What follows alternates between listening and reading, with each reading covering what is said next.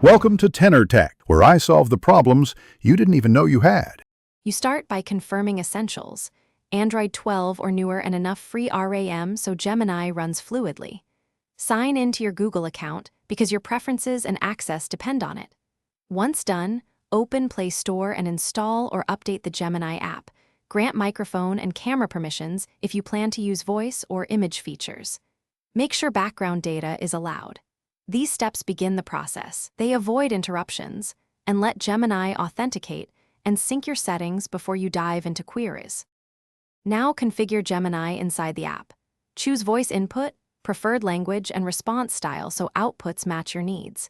You should test voice by speaking a concise query and watching the live transcription. That tells you if mic permissions or noise suppression need adjustment. Next, try sending an image or initiating a multi-turn chat to confirm it maintains context.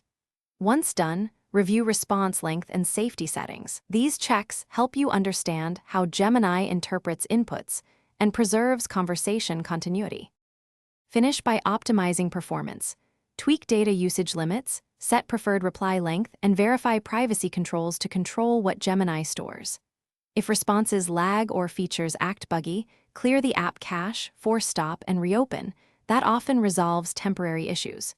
Make sure your Play services and Gemini app are up to date.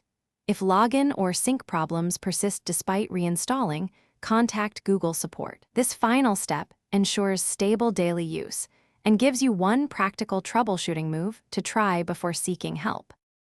Thanks for watching. Subscribe to keep your life in tune.